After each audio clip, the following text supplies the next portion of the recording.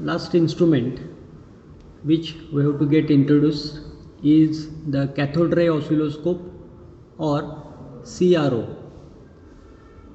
Let me first switch on the CRO.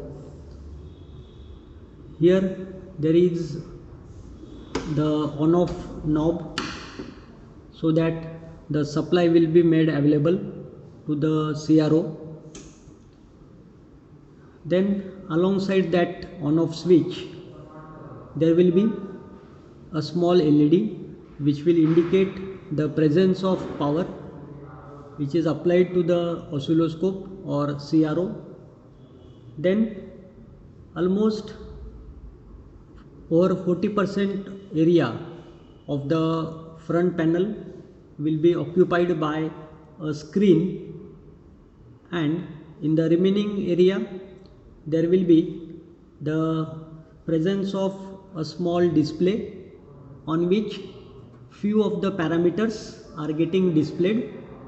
This facility is available in the new oscilloscopes, and the different sets of knobs are present so that we can be able to effectively utilize the facilities available in the CRO. The very first question, why we need a CRO? Whenever we want to display some signal or waveform, whenever we want to analyze, when we want to compare, or when we want to only monitor a particular type of output, then we have to use the oscilloscope. Oscilloscope basically is a sensitive instrument to voltage only. So remember, voltage only. Whenever we want to measure any other parameter like the resistance, current, even some chemical properties like pH or temperature, but all these parameters can only be measured with the help of CRO when we will first convert it into the proportional voltage. Then and then only all these parameters can be measured. First of all, the type of CRO, it is the 30 megahertz oscilloscope having two different channels which can be independently controlled. Channel means the two different signals at a time can be displayed by giving those signals as an input to the oscilloscope. Oscilloscope is normally connected in shunt or across the test point or the signal. That is, it should have very high impedance. The dual trace oscilloscopes what we are having in our laboratory, those are having the input impedance as a combination of 1 mega ohm resistance parallel to 25 picofarad capacitance. So it is mentioned whenever we will go for channel 1 and channel 2. These two channels are also termed by channel X or channel Y. Both the channels are having same set of knobs present, so that independently you can set or you can go for the adjustments in case of both the signals. Then whenever we will turn on the power, we will observe a straight line on the CRO screen. Actually, it is not the straight line, but if you will change the time per division knob, then you may observe a small electron spot which is moving from left hand side of the screen to the right hand side. But when we will make the time per division setting smaller, then that electron beam or spot will move at a faster rate, and that's why you cannot easily trace it out if it will be too small, or if that frequency is very high of the movement. That's why we are saying it is showing a straight line. Whatever display we are having on the screen, the intensity or the brightness of the display we can be able to vary so that it can be observed very clearly. Similarly, the focus over which the signal is getting displayed, that can be varied with the help of focus knob. Then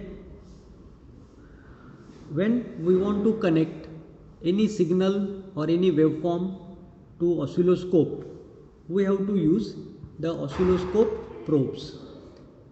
In our laboratory, mostly we are using the attenuator probes. This probe is very similar, where in the introduction of the function generator we have gone for. So at the another end, that is on the front panel of oscilloscope, the opposite end to that of your CRO probe, that is the connector, is available.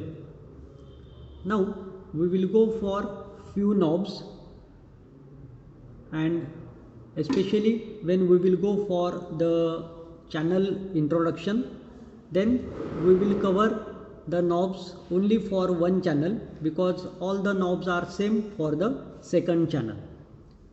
The very first one, the horizontal position of the signal to be displayed.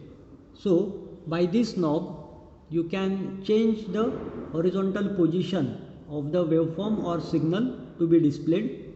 Similarly, in case of both the channels, there is the vertical position knob. With the help of these two knobs, we can align it with the appropriate axis, either horizontal or vertical, so that the more accurate measurement will be possible. Then the another knob is the horizontal sweep variable knob. With the help of this one, you can change the time period of the signal, though it is not getting changed from the function generator, but for accurate measurements we have to keep this knob at the calibrated position. By its side we will have a time per division knob. This knob describes simply the setting of the signal, and from that one we will get the information how much time is required for the electron beam to cover one division. So on the CRO screen there are finite number of horizontal divisions as well as vertical divisions. So 4 vertical divisions from the center of the screen and 5 horizontal divisions from the center of the screen are available. In total, 8 vertical divisions and 10 horizontal divisions are available to display the signal. So if you will change the time per division knob, the upper display will show you what is exactly the time per division setting.